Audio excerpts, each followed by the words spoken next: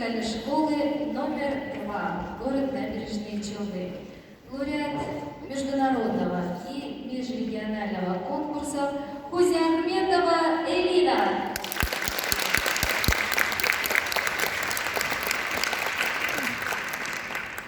Преподаватель, лауреат международных и всероссийских конкурсов Файзрахманова Евгения Александровна.